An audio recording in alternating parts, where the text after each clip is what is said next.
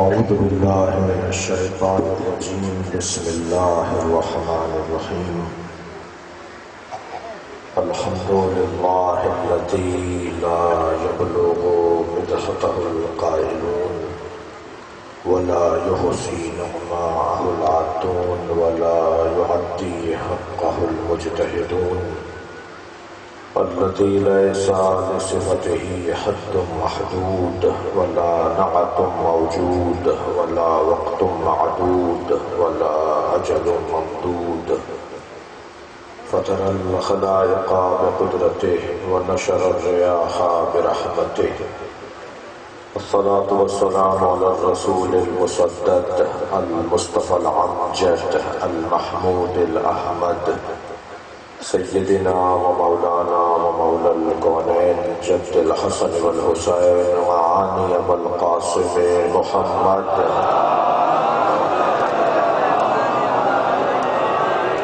وآله الطيبين الطاهرين المعصومين الذين قال الله إنما يريد الله ليذهب عنكم الرجس أهل البيت ويطهركم تطهيرا.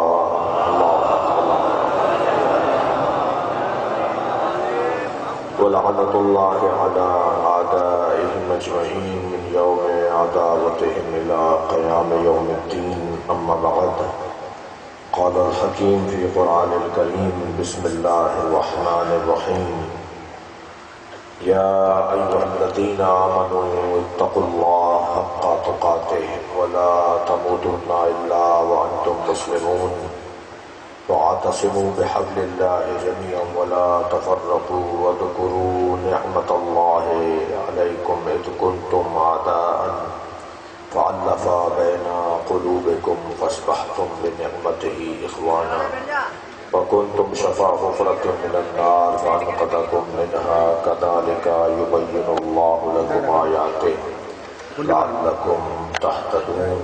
صلوات.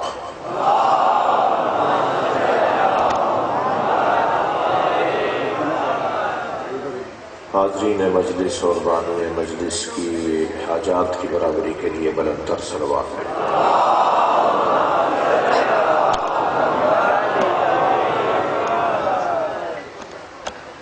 سورہ مبارکہ آل عمران 2 آیتیں میں نے آپ کے سامنے پڑھی ہیں. اللہ اپنے اس کلام میں معرفت کا، علم کا، عرفان کا ایک سمندر بہا رہا ہے. ایک بڑا وسیع دسترخوان ہے جو اللہ نے بچھایا ہے. خالق کا کلام قرآن اور مخلوق کا کلام نہج البلاغہ، یہ 2 ایسے کلام ہیں جو وقت کے محتاج نہیں ہیں. ہر زمانے میں نئے، ہر دور میں تازہ. ہمیشہ ایسا لگتا ہے جیسے علی آج بات کر رہے ہیں. قرآن پڑھے تو ایسا لگتا ہے جیسے اللہ آج ہم سے بات کر رہا ہے. لہذا قرآن اور قرآن کی تفسیر نہج البلاغہ یہ میری اور آپ کی روزانہ کی ضرورت ہے. ہمیں کچھ آیات کو تو فریم کروا کے گھر میں لگانا چاہیے، کچھ مولا کے کلام کو فریم کروا کے گھر میں لگوانا چاہیے. آتے جاتے ہماری نگاہیں جب قرآن کی اس آیت پر پڑیں تو ہمارے رویے تبدیل ہو جائیں. ویسے بھی ان مجلسوں کا حاصل یہ ہے کہ میرے رویے بہتر رہیں. قرآن مجید کی بہت سی آیات ہیں جو ہمیں اس بات کی طرف دعوت دیتی ہیں. مثلا سورہ مبارکہ تکویر کی مشہور آیت ہے، چھوٹی سی آیت، مختصر آیت، اسے اچھی طرح لکھوائیے. جیسے یہاں ہم نے بہت اچھے الفاظ، نام، مقدس نام لکھے ہوئے ہیں، ایسے اس آیت کو لکھوا کر گھر میں لگانے کی ضرورت ہے. آیت ہے فَأَيْنَ تَذْهَبُونَ، کہاں جا رہے ہو؟ پوری آیت یہی ہے. اللہ پوچھ رہا ہے کہاں جا رہے ہو. آتے جاتے اس آیت کو پڑھیں گے اللہ ہم سے پوچھ رہا ہے کہاں جا رہے ہو. جانے کے لیے جواب ہے تو جاؤ، ورنہ کہاں جا رہے ہو.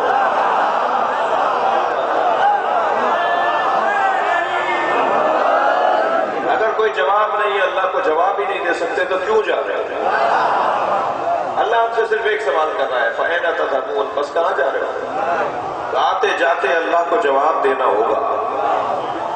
ایسے ہی مولا کائنات کے بڑے حسین فرمان، بڑے ہمارے اوپر ہماری طبیعتوں پر اثر کرنے والے فرمان۔ مثلا مولا فرما رہے ہیں الدہر یومان، زمانہ 2 دن کا ہے۔ تو مجھے اس قول کو پڑھنے کے بعد اندازہ ہونا چاہیے نا کہ زمانہ 2 دن ہی کا ہے۔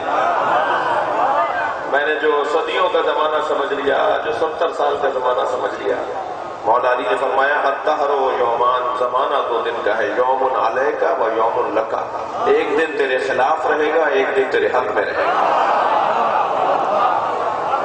تو مجھے جس دن حق میں میرے زمانہ چل رہا ہو، مجھے سوچ لینا چاہیے کہ اب دوسرا دن میرے خلاف آ سکتا ہے۔ جب علی نے 1400 سال پہلے بتا دیا تو آج میں پریشان کیوں ہو رہا ہوں؟ مجھے تو میرے مولا نے بہت پہلے بتا دیا۔ بڑی رعایت، بہت شکر گزار آپ کا۔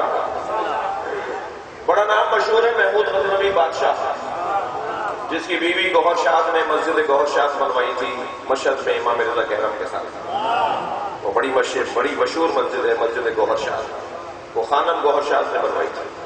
یہ خانم گوہر شاد بیوی ہے محمود غزنوی کی، بادشاہ کی۔ محمود غزنوی وہی ہے جس نے تعزیہ داری شروع کی پوری دنیا میں، تعزیے، جلوس، یہ جو روڈوں پہ آپ جلوس نکلتے ہیں نا، ان میں چند بادشاہوں کا بڑا کردار، ان بادشاہوں میں ایک محمود غزنوی کا کردار۔ تو بیوی بھی شیعہ تھی، بلکہ اگر میں یوں کہہ دوں کہ بیوی کی وجہ سے شیعہ تھے۔ یہ خواتین کا بڑا کردار ہے۔ خواتین بہت سارے مردوں کو میدان میں رکنے کا حوصلہ دیتی ہیں اور بہت سے فاقتوں کو واپس بلا دیتی ہیں۔ بڑا کردار ہے۔ اس موضوع پر علیحدہ بات ہو اور مستقل گفتگو ہو کہ خواتین کا کردار معاشرے میں کیا ہے۔ یہ آج بھی اگر آپ مجلس میں بیٹھے ہیں نا تو اپنی ماں اور نانی اور دادی کی وجہ سے، جو مر گئی ہیں، رحلت کر گئی ہیں، ان کی مغفرت کے لیے صلوات پڑھیں۔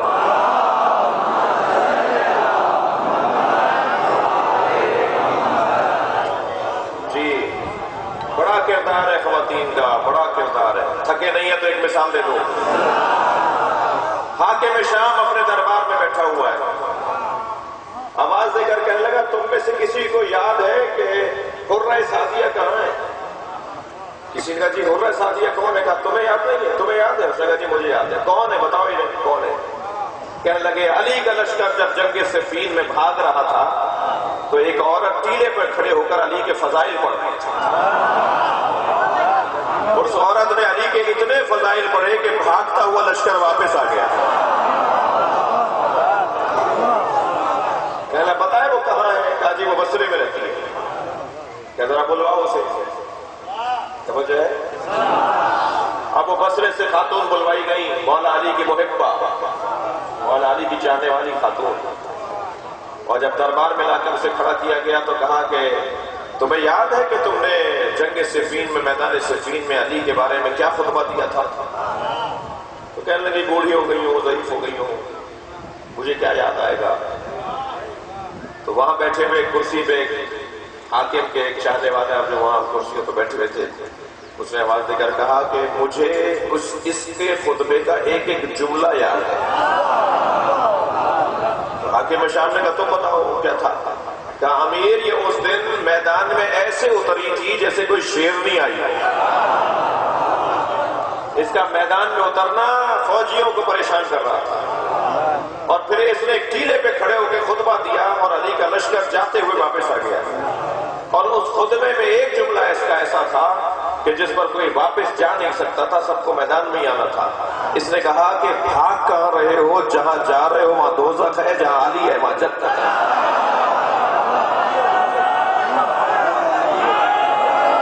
صلوات پڑھیں گے محمد و آل محمد۔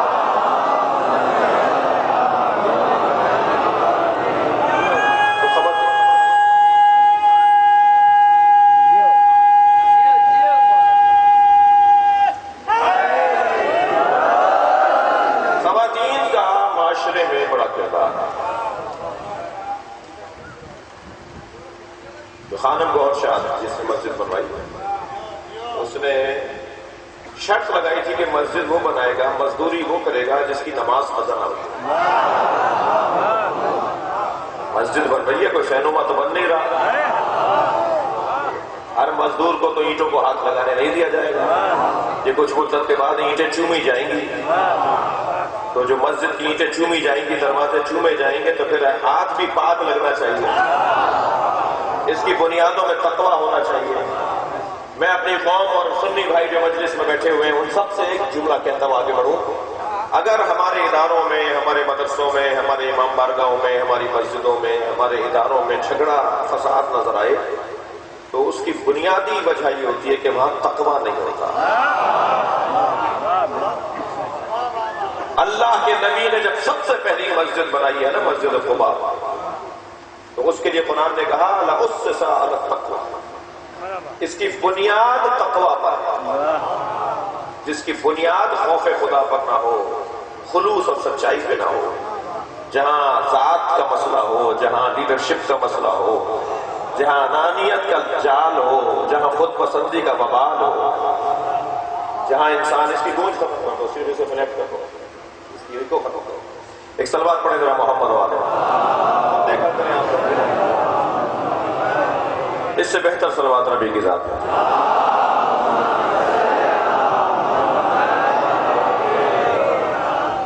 توجہ ہے،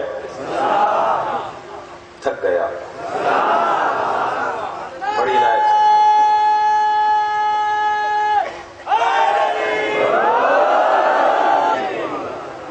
وجہ یہ ہے آپ سارے جھگڑوں کی آپ بنیاد تلاش کریں گے نا سائیں، آپ سے کہہ رہا ہوں، سارے جھگڑوں کی بنیادیں آپ تلاش کریں گے، اس کے پیچھے خود پسندی ہے، انانیت ہے، نفسانیت ہے، شیطنت ہے۔ بنیاد اگر تقویٰ پر ہو، خوف خدا پر اگر امام بارگاہ بنایا جائے، اللہ کی یاد میں اگر مسجد بنائی جائے، تو پھر سنی شیعہ کی مسجد نہیں ہوتی،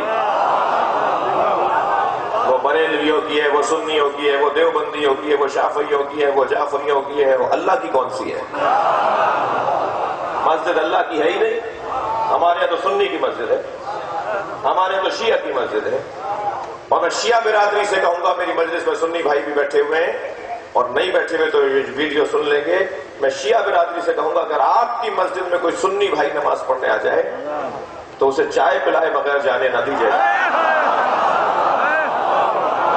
اس کا احترام کریں، اس کا خیال کریں، اس سے محبت کا اظہار کریں۔ دین زور کی بنیاد پر نہیں پھیلا ہے، اخلاق مصطفیٰ سے پھیلا ہے، انتہائی پیار اور محبت کا ثبوت رہے، انتہائی وسعت قلبی کا مظاہرہ رہے۔ جی توجہ چاہوں گا، اور یہی کیفیت ہمارے امام بارگاہوں میں ہے۔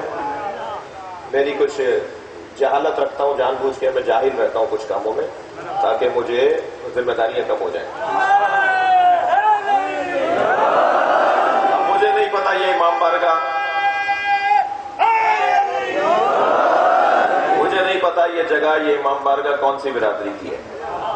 ہمارے ہاں تقسیم یہ ہے کہ یہ سیدوں کا ہے، یہ شیخوں کا ہے، یہ سندھ میں ہے مثال، یہ چانڈیوں ہیں، یہ جتوئی ہیں، یہ مہر ہیں، یہ چغتائی ہیں، اور پنجاب میں یہ بھٹی ہیں، یہ جی لنگا ہیں، یہ فلاں ہیں۔ امام حسین کا کون سا ہے؟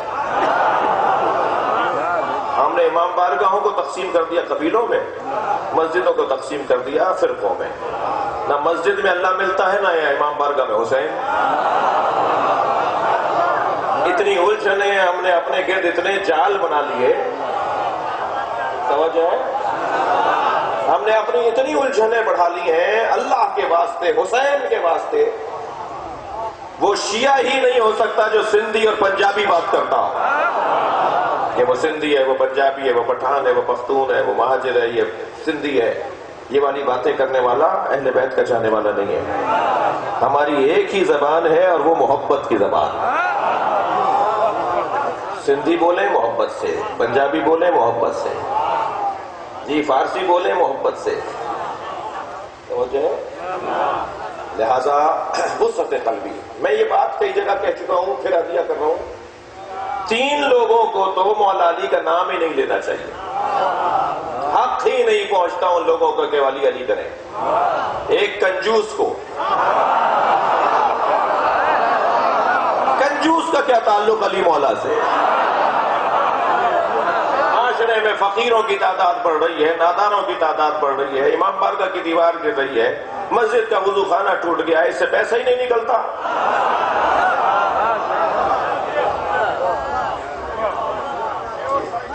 تھک رہے ہیں آپ حضرات؟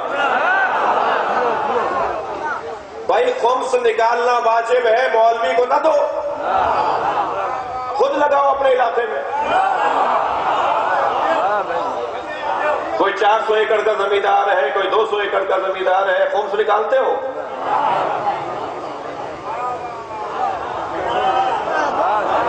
بھائی جو ناراض ہو رہے ہیں وہ چپ رہے ہیں، اور جو خوش ہو رہے ہیں بول رہے ہیں۔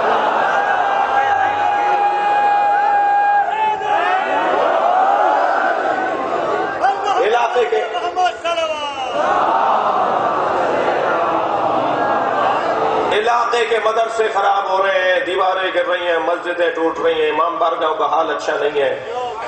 میرے پنجاب کے دوست بھی یہاں بیٹھے ہوئے ہیں، سندھی پنجابیوں سے کم پیسے والے نہیں ہیں، میں جانتا ہوں، میں خود سندھی ہوں، مجھے پتا ہے، سندھی پنجابیوں سے کم پیسے والے نہیں ہیں، مگر پنجاب کا کوئی کچا امام بارگاہ تو دکھائیے،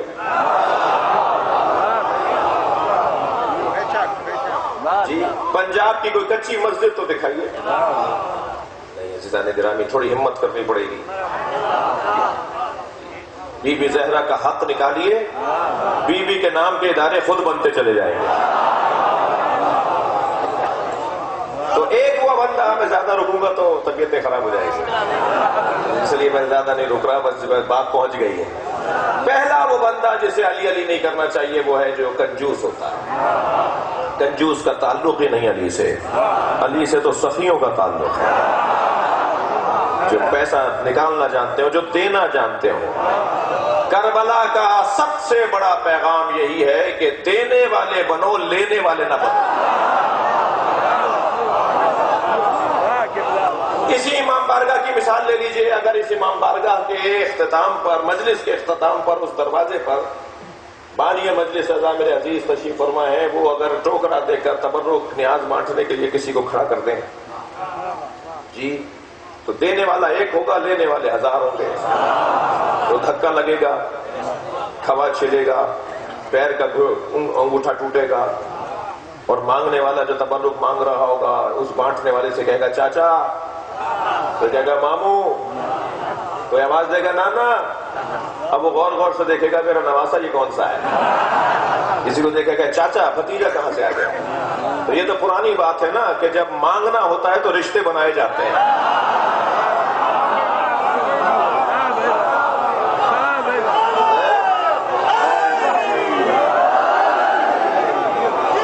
اب دینے والا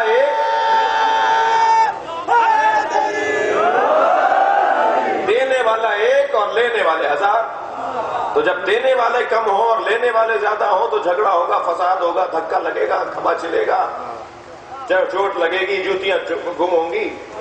لیکن جب بانی نے دیکھا صاحب مجمع بڑھ گیا ہے، کوئی فساد نہ ہو جائے، کوئی نقصان نہ ہو جائے، تو کہا دوسرا دروازہ بھی کھلوا دو، کہا ادھر والا بھی دروازہ کھلوا دو، ادھر والا بھی دروازہ کھلوا دو۔ جیسے جیسے دینے والے بڑھتے جائیں گے ایسے ایسے سکون بڑھتا جائے گا۔ اگر میں چاہتا ہوں کہ ہمارے معاشرے میں، اگر ہم چاہتے ہیں کہ ہمارے معاشرے میں سکون بڑھے تو دینے والوں کی تعداد بڑھانی پڑے گی۔ امت سے اللہ نے کچھ مانگا تھا، یہ کچھ نہیں دے پاتی۔ امت سے اللہ نے کچھ مانگا، لن تنالوا البر حتى تنفقوا مما تحبون۔ وہ نیکی کرنے والا ہی شمار نہیں ہو سکتا جو اس میں سے کچھ نہ دیتا ہو جس سے وہ محبت کرتا ہے۔ یہ قرآن کی آیت میں نے پڑھی، کچھ نہ دیتا ہو جس سے وہ محبت کرتا ہے۔ تو کچھ مانگا تھا اللہ نے امت سے تو امت نہیں دے پا رہی۔ اہل بیت سے بھی کچھ مانگا تھا، انہوں نے سب کچھ دے دیا۔ جو جتنا دے گا اتنا اس کا نام اونچا ہوگا۔ سب سے زیادہ جس نے دیا ہے اللہ کی خاطر، اللہ کی مخلوق کی خاطر، اس کا نام بڑا بلند ہے۔ تو ایک وہ بندہ جو کنجوس ہے اسے علی علی نہیں کرنا چاہیے۔ دوسرا بزدل، ڈرپوک، اسے مولا علی کا نام نہیں لینا چاہیے۔ ایک سکھ سردار جی کا کلپ دیکھ رہا تھا، وہ کہہ رہے تھے کہ میرا پوتا روزانہ گھر میں اچھلتا کودتا ہے، کبھی بیڈ سے کودتا ہے، کبھی صوفے پہ کودتا ہے اور ایکسرسائز کر رہا ہوتا ہے، مگر بار بار آواز دے رہا ہوتا ہے یا علی مدد، یا علی مدد۔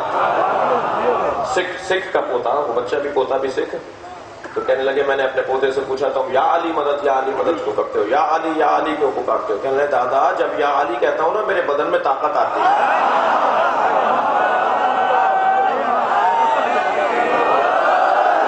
علی کے نام سے آپ یقین جانیے جب آپ یا علی کہتے ہیں نا تو ہمارے بدن میں بھی طاقت آتی ہے، دشمن کا حوصلہ بھی گرنے لگتا ہے۔ مولا کا نام بہادری اور شجاعت کا ذریعہ ہے۔ بزدل آدمی کو تو علی کا نام نہیں لینا چاہیے۔ خفا تو نہیں ہے؟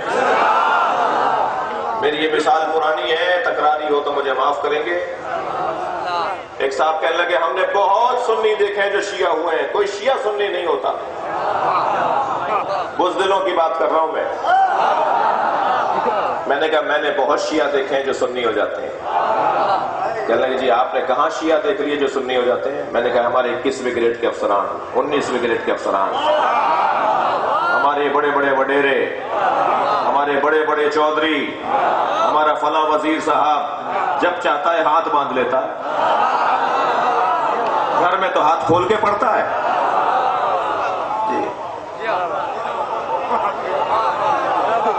تمہیں عزت ملی ہے علی کے صدقے میں۔ مولا ناراض ہو گئے زمینیں نہ چھن جائیں، مولا ناراض ہو گئے گریڈ نہ اتر جائے۔ تمہیں پشیمانی ہے؟ تم نادم ہو علی کا نام لینے سے؟ تمہیں گھبراہٹ ہے کہ اگر مولا کا نام لوگے تو تمہارا گریڈ اتر جائے گا، تمہارا نوکری چھن جائے گی؟ ایسی نوکری پہ لعنت ہو جو علی کے بغیر ہو۔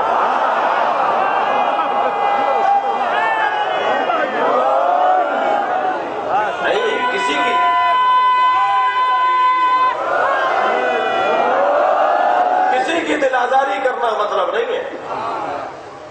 مجھے وہ سنی بہت اچھا لگتا ہے جو ہزاروں لاکھوں شیعوں کے درمیان کھڑا ہو کے نماز ہاتھ باندھ کے پڑھ رہا ہوتا ہے۔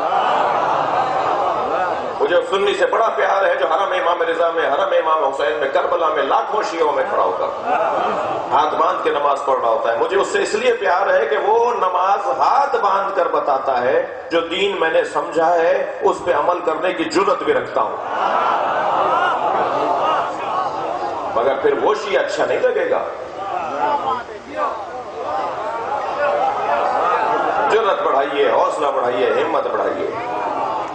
یہ ملک جو ہے وہ سب کا ملک ہے، یہاں کوئی کسی کی، اور الحمدللہ پاکستان کا جو نظام قانون ہے، جو پاکستان کا آئین اور دستور ہے، اس کے مطابق سب کو یہاں حقوق حاصل ہے۔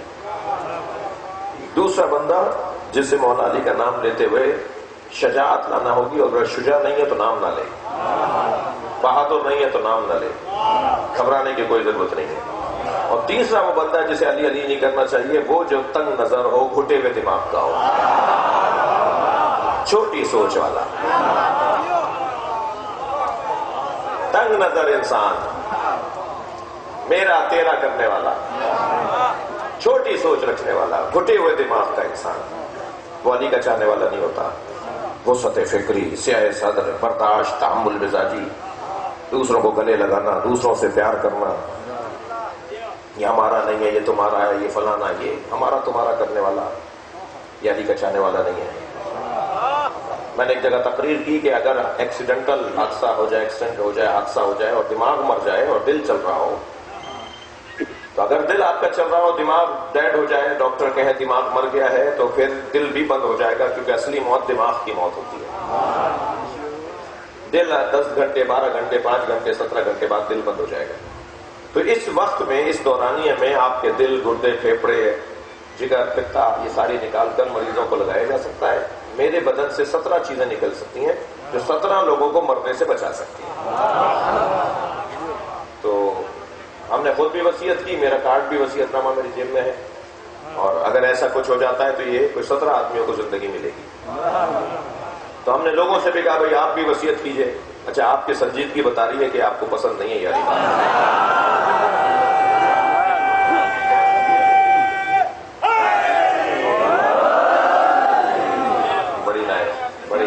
بڑی عنایت، بہت شکریہ.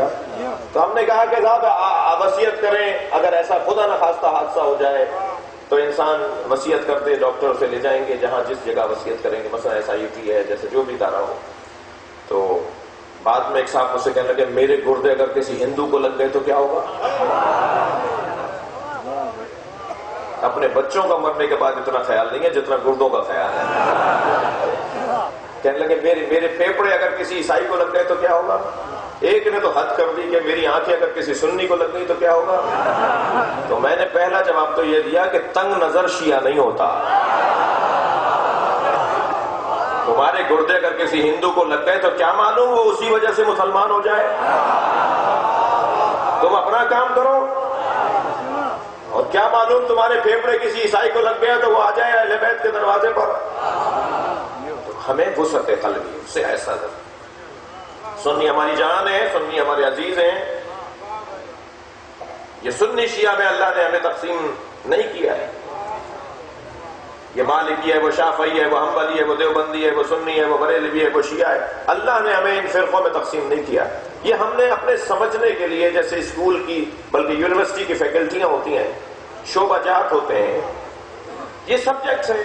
مجھے مالکیوں کو بھی پڑھنا چاہیے، مالکیوں کو جعفریوں کو پڑھنا چاہیے، جعفریوں کو شافعیوں کو پڑھنا چاہیے، شافعیوں کو حنبلیوں کو پڑھنا چاہیے. پوری دنیا میں صرف الازہر یونیورسٹی ہے جہاں 5 فقہیں پڑھائی جاتی ہیں. اور اب تہران میں یونیورسٹی بن گئی ہے جس میں 5 فقہوں کے طالب علم ہیں، سنی بھی ہیں، بریلوی بھی ہیں، دیوبندی بھی ہیں، سب ہیں. تو یہ تو فیکلٹیوں کی طرح شعبہ جات ہیں، مختلف شعبے ہیں، ان کے مطابق تقسیم کر دیا. اللہ نے تو صرف 2 مسلکوں میں ہمیں تقسیم کیا ہے. ایک کو حسینیت کہتے ہیں، ایک کو یزیدیت کہتے ہیں.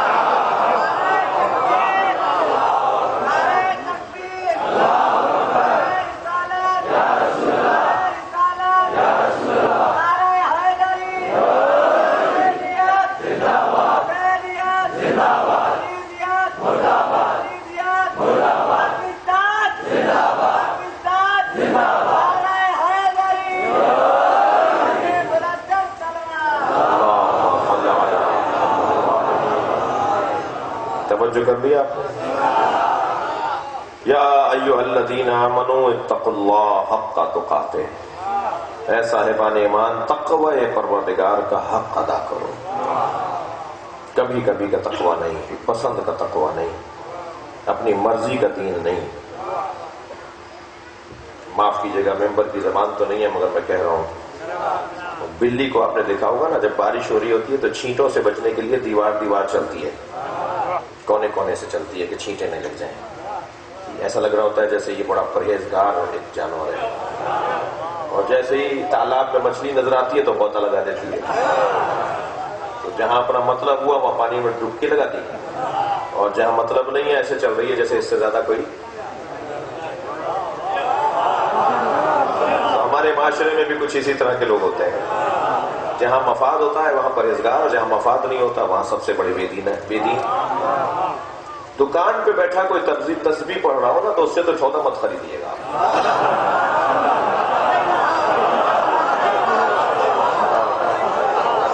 چل بات پڑے گا محمد و آل محمد. یہ تسبیح کے دانے گرا گرا کر آپ کو کھینچ رہا ہوتا ہے، اور سب سے گندا سودا بھی شاید وہیں سے ملے گا. تو یہ جو پسند کا دین ہے نا، مطلب کا دین، مفاد کا دین، یہ خطرناک. اللہ کہہ رہا ہے ایسا دین نہیں چاہیے مجھے جو تمہارے پسند کا ہو. تم دین اختیار کرو، تقوی اختیار کرو ہر حال میں. صرف مسجد میں اللہ کو نہ ڈھونڈو. بعض اوقات مسجد میں اللہ ملتا ہی نہیں ہے، بلکہ تم ہر جگہ اللہ کو یاد رکھو کہ اللہ ہے. اور خبردار، وَلَا تَمُوتُنَّ إِلَّا وَأَنْتُمْ مُسْلِمُونَ. اس دنیا سے نہ جانا مگر مسلمان مرنا. صلوات پڑھیں گے محمد و آل محمد.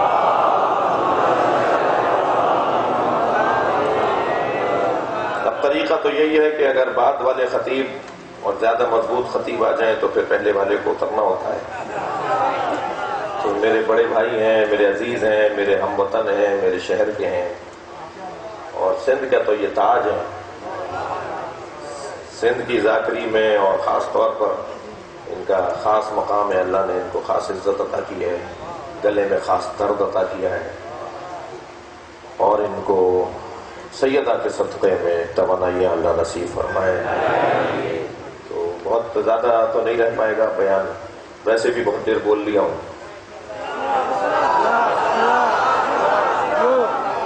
میں چڑھنے والا خطیب تو ہوں نہیں. وجہ ہے ارشاد ہو رہا ہے خبردار ولا تموتن الا وانتم مسلمون، خبردار مر نہ جانا مگر یہ کہ مسلمان مرنا. اللہ پیغام دے رہا ہے کہ اپنی موت کو محفوظ کرو. اللہ نے مسلمان جینے کا حکم دیا ہوگا مگر مسلمان مرنے کا حکم دیا ہے. تو مسلمان مر کر دکھاؤ. مسلمان جینا اتنا ہنر نہیں ہے جتنا مسلمان مرنا ہنر ہے. کچھ لوگ ہیں جنہیں کندھوں پر اٹھا کر قبرستان پہنچایا جاتا ہے، کچھ ہیں جو اپنے پیروں سے اپنی قبر کو تلاش کرتے ہیں. وہ جو اپنے پیروں سے قبر کی طرف جاتے ہیں نا، پھر انہیں موت مارتی نہیں ہے، پھر ان کا مزار 1400 سال سے رہنمائی کر رہا ہوتا ہے. لہذا اس دنیا سے جانا تو مسلمان جانا یہ حکم الہی ہے. جینا مسلمان آسان ہے، مرنا مسلمان مشکل ہے. کیا کریں کہ مسلمان مریں؟ اچھا ہمارے اختیار میں ہے، ہمارے اختیار میں ہے. کیا کریں کہ مسلمان مریں؟ پہلا تو ایک فارمولہ یہ ہے کہ موتو قبل ان تموتو، مر جاؤ اس سے پہلے کہ موت آئے. معصوم فرما رہے ہیں مر جاؤ اس سے پہلے کہ موت آئے. کیا مطلب ہے؟ کہیں سے چھلانگ لگا دیں، کوئی چھری اپنے گلے پہ پھیر لیں، کوئی زہر کھا لیں؟ کیا کہہ رہے ہیں حضرت؟ معصوم کیا فرما رہے ہیں کہ مر جاؤ اس سے پہلے کہ موت آئے؟ فرما رہے ہیں اس سے پہلے کہ بدن کو موت آئے اپنی انا کو مار دو، اپنے نفس کو مار دو، اپنی خواہشات کو مار دو، اپنی پسند کو مار دو. خبردار ولا تموتن الا وانتم مسلمون واعتصموا بحبل اللہ جميعا ولا تفرقوا، اور اللہ کی رسی کو مضبوطی کے ساتھ تھامے رکھو اور رسی کے بارے میں جھگڑا نہ کرو. یہ نہیں کہا جا رہا کہ اختلاف نہ کرو. کیوں نہ کرے اختلاف؟ باطل آدمی ہے، غلط آدمی ہے، ظالم آدمی ہے، کیوں نہ لڑے اسے؟ نہ ذاتی طور پر اختلاف اچھا ہے برا ہے، نہ ذاتی طور پر اتحاد اچھا ہے. وجہ ہوتی ہے جو برا اور اچھا بناتی ہے. اللہ کہہ رہا ہے رسی کو مضبوطی کے ساتھ تھامو اور رسی کے بارے میں جھگڑا نہ کرو. وہ رسی کیا ہے؟ مولا علی سے پوچھا رسی کیا ہے؟ اللہ کی رسی کیا ہے؟ حبل اللہ کیا ہے؟ علی نے فرمایا قرآن. مولا نبی سے پوچھا اللہ کی رسی کیا ہے؟ فرمایا علی. قرآن اور علی کو ملائیں گے تو اللہ کی رسی بنے گی.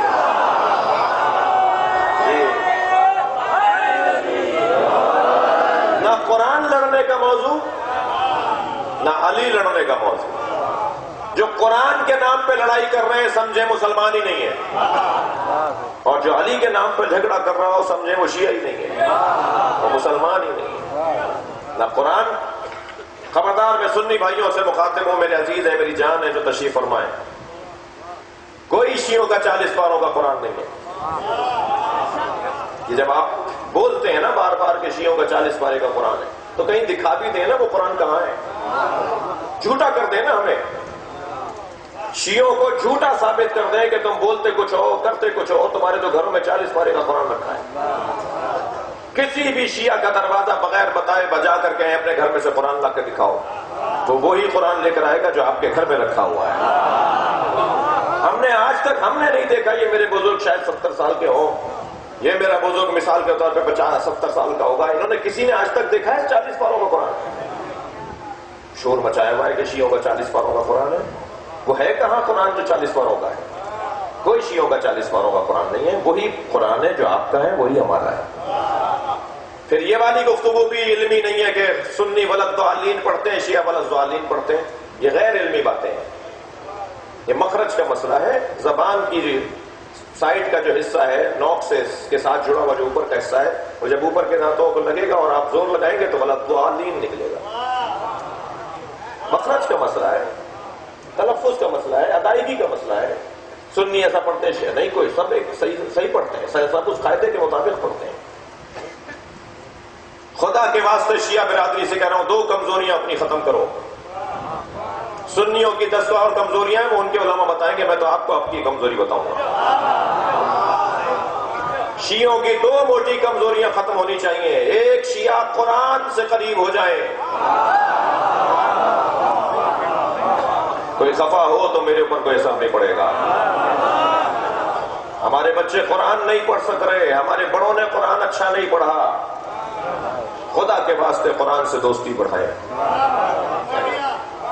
اگر کوئی شیعہ عالم قاری قرآن نہیں مل رہا بچوں کو پڑھوانے کے لیے تو سنی عالم سے پڑھوائیں. ان کا قرآن ہمارا قرآن ایک ہی ہے. قرآن کی طرف راغب ہو، قرآن کی تلاوت کی طرف راغب ہو. اور میں ان بچوں جوانوں سے کہوں گا، آج تو آپ کو استاد ڈھونڈنے کی ضرورت ہی نہیں ہے. کون ہے جس کے پاس یہ موبائل نہیں ہے؟ سب کے پاس یہ بہترین موبائل موجود ہے. 50 تو میں بھی دیکھ رہا ہوں، گنوں گا تو شاید 100 ہو جائیں گے. اس کے اندر انٹرنیٹ موجود ہے، اس کے اندر زوم کے اوپر چلے جائیے، یوٹیوب پہ چلے جائیے. بہترین قاریوں کی کلاسیں موجود ہیں، جو انہوں نے کلاسیں لی ہوئی ہیں، درس کے طور پر بنایا ہوا ہے. اسے پڑھ لیجئے قرآن کو سامنے رکھ کر، ان کو سن کر. میں نہیں کہتا کہ 1 مہینے سے زیادہ ٹائم لگے گا قرآن پڑھنے کے لیے. 1 مہینے میں بہترین آپ قرآن صحیح پڑھنے والے ہو جائیں گے. مولانا منظور حسن سولنگی سے جو مجھے پیار ہے، اس کا ایک سبب یہ ہے کہ یہ قاری قرآن ہے، اس لیے بھی ہماری آبرو ہے. ایک کمزوری تھک گئے. ایک کمزوری جو شیعوں کو دور کرنی ہے وہ قرآن سے قرب اور قرآن سے دوری کو ختم کریں اور قرب بڑھائیں. دوسری کمزوری اور بھی ہے شیعوں میں، اور وہ ہے نماز سے دوری. میرے مولا علی فرماتے ہیں، الصلاۃ قرۃ عینی، نماز میری آنکھوں کی ٹھنڈک ہے. دنیا نے علی کی آنکھوں کو بہت دکھایا ہے، شیعہ نماز پڑھ کے آنکھوں کو ٹھنڈک پہنچایا. مسجدیں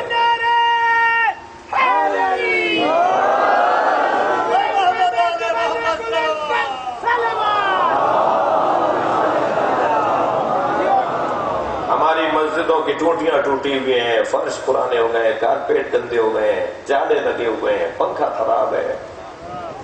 کم سے کم اللہ کا گھر اتنا تو کر لوں جیسا میرا گھر ہے.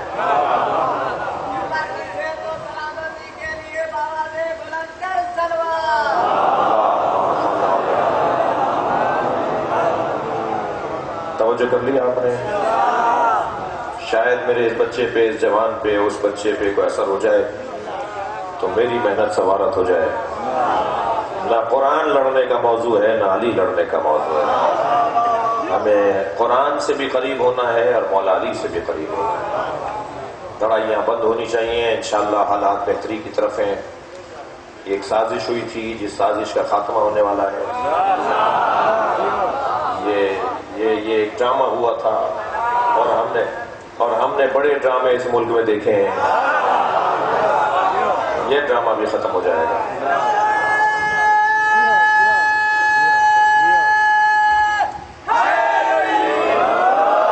ہم کسی بھی غیر شیعہ کو خوش کرنے کے لیے یہ بات نہیں کر رہے.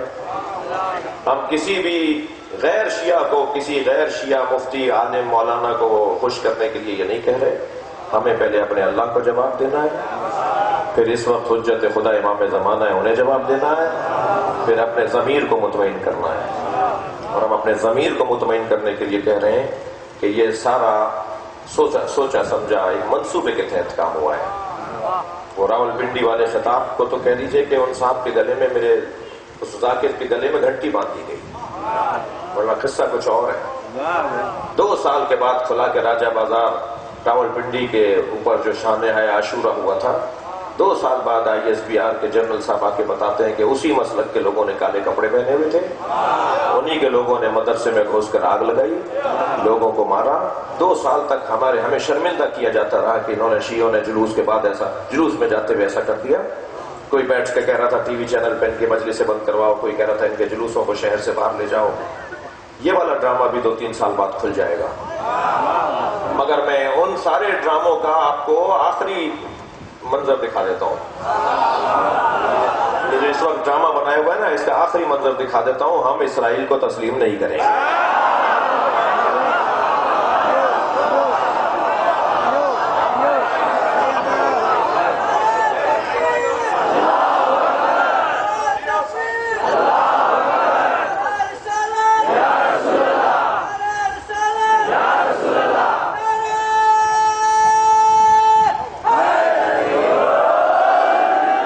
فلسطین میں ایک گھر بھی شیعوں کا نہیں ہے، ایک مسجد ہماری نہیں ہے وہاں. امام بارگاہ تو ہونا بہت دور کی بات ہے، جلوس اور عزاداری تو بہت دور کی بات ہے. ایک گھر شیعوں کا نہیں ہے. مگر ہم فلسطینیوں کی حمایت اس لیے کرتے ہیں کہ علی نے وصیت کی ہے مظلوموں کا ساتھ دینا، ظالم سے نفرت کرنا. اور پاکستان سے اگر اسرائیل تسلیم کروانے کی کوششیں ہو رہی ہیں تو سب سے زیادہ رکاوٹ ملت تشیع بنے گی.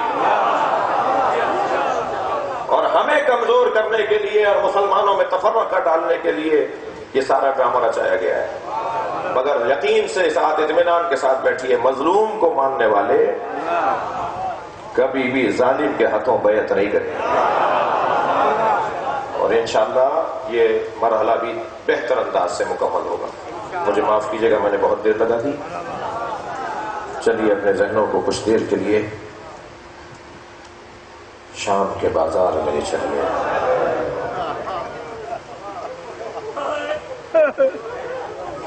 کبھی کسی نے سوچا، ان سے پوچھ رہا ہوں، کبھی کسی نے سوچا کہ ہم روتے کیوں ہیں؟ ابھی میں نے نام لیا ہے کہ سارا مجمع پہنچ گیا. ہم روتے کیوں ہیں؟ میری بیٹی کی طرف اگر کوئی اجنبی دیکھے، اللہ آپ سب کی بیٹیوں کو محفوظ رکھے، تو وہ دن میرا شاید زندگی کا آخری دن ہو. مجھ سے کھانا نہیں کھایا جائے گا. کس کس نے امام سجاد کے سامنے اشارے نہیں کیے؟ آیت اللہ نظری منفرد، بس یہ واقعہ سن لیجئے مصائب کا. آیت اللہ نظری منفرد قصہ کربلا میں لکھتے ہیں کہ ایک مسافر شام کے مسافر خانے میں ٹھہرا ہوا تھا. اس کا نام ظاہراً ابن ربی تھا. کہتا ہے کہ میں سو رہا تھا اپنے مسافر خانے میں کہ شادیاں بجنے کی آوازیں آنے لگیں، شہنائیاں بجنے کی آوازیں، ڈھول اور رقص اور طرب کی آوازیں آنے لگیں. میں نے حجرے سے نکل کر برابر والے حجرے میں ٹھہرے مسافر سے پوچھا کہ آج تو کوئی مسلمانوں کی عید نہیں ہے، یا آج مسلمان خوشی کیوں منا رہے ہیں؟ کہنے لگا کہ کربلا میں ایک باغی کو مارا ہے اور اس باغی کے بچوں کو اسیر بنا کے لائے. وہ جنگ جو کربلا میں جیتی گئی ہے اس کی خوشی منائی جا رہی ہے. ابن ربی کہتا ہے مجھے سمجھ میں نہیں آیا وہ باغی کون تھا جسے کربلا میں مارا. کہ میں اپنے حجرے سے نکل کر مسافر خانے سے نکل کر جب بازار میں آیا تو میں نے عجیب منظر دیکھا. نیزے کی انیوں پہ کٹے ہوئے سر ہیں، مگر ہر سر بتا رہا ہے کہ چہرہ بتا رہا ہے کہ یہ مقدس لوگ ہیں. ان کے چہرے کا جلال بتا رہا ہے کہ یہ معمولی لوگ نہیں ہیں. پھر میں نے دیکھا کچھ بیویاں ہیں، کچھ خواتین ہیں جو حیا کا پیکر ہیں. اور پھر میں نے دیکھا کہ آگے آگے ایک شخص ہے جس کے ہاتھوں میں ہتھکڑیاں ہیں، پیروں میں بیڑیاں ہیں. اس اسیر کو لے جایا جا رہا ہے. ابن ربی کہتا ہے میں سامنے آ کے کھڑا ہوا اور میں نے اس سے کہا کہ تم نے کربلا میں کیا کیا تھا جو تمہیں ایسے مار کر لے کر آئے؟ تو اس نے اپنی گردن، جھکی ہوئی گردن کو اٹھایا اور مجھے دیکھ کر کہا ابن ربی تم تو شام کے رہنے والے نہیں ہو. کہتا ہے میرے ہاتھ پیر کانپنے لگے، یہ کون ہے جو مجھے پہچانتا ہے؟ میں نے کہا کون ہو آپ کون ہیں؟ کہا میں علی بن الحسین زین العابدین. کہتا ہے میں نے کہا مولا حسین کہاں ہے؟ چاہنے والا ہے مولا کا. مولا حسین کہاں ہے؟ امام سجاد نے فرمایا وہ نیزے کی انھی پر میرے بابا کا سر ہے. اجرکم اللہ، اجرکم اللہ. عزادارو کہنے لگا مولا حکم کرے میں کیا خدمت کروں گا آپ کی. اللہ کسی کریم کو یہ دن نہ دکھائے جو اب امام سجاد پر مصیبت آئی ہے. امام نے فرمایا تیرے پاس پیسے کتنے ہیں؟ جو دینے والا ہو نا، جو بانٹنے والا ہو، وہ کسی سے پوچھے تیرے پاس پیسے کتنے ہیں. امام نے فرمایا تیرے پاس پیسے کتنے؟ کہنے لگا میرے پاس 2000 درہم ہے۔ امام نے فرمایا کچھ چادریں خرید کر لے آؤ، میری ماں بہنیں بے مقنا ہو چادر۔ ابن ربی کہتا ہے کہ 1000 درہم کی میں چادریں لے کر آیا، میں نے بیویوں میں چادریں بانٹ دی، امام کی خدمت میں آ کے کہا مولا اور حکم فرمائے۔ فرمانے لگے اب کتنے پیسے ہیں؟ کہ مولا 1000 درہم باقی ہے۔ فرمایا یہ جو سر اٹھائے ہوئے ہیں نا لوگ، یہ پیسے کی خاطر سر لے کر آئے ہیں، دربار شام میں انہیں پیسہ ملے گا، تم انہیں پیسے دے کے کہو سروں کو آگے لے جاؤ تاکہ بیویوں کا کوئی تماشا نہ دیکھے۔ اجرکم اللہ، سروں کو دیکھنے کے لیے لوگ آگے چلے جائیں اور سیدانیوں کا کوئی تماشا نہ دیکھے۔ ابن ربی کہتا ہے میں نے کچھ لوگوں کو راضی کیا، کچھ آگے گئے کچھ نہیں گئے۔ اسی اسنا میں، بس آخری جملہ، اسی اسنا میں کہتا ہے میں نے دیکھا ایک شخص نے حسین کی پیشانی پہ پتھر مارا، جب میں نے پتھر لگتے دیکھا تو تلوار نکال لی، اس کی طرف بڑھنے لگا تو امام سجاد کی آواز آئی ابن ربی رکو، تم سے ایک پتھر برداشت نہیں ہوا؟ ہم کربلا سے پتھر کھاتے آ رہے ہیں، ہمیں دربار شام میں جانے دو، ہمیں نانا کا دین پہنچانے دو۔ اللہ لعنت اللہ علی الظالمین، فسيعلم الذين ظلموا أين منقلب۔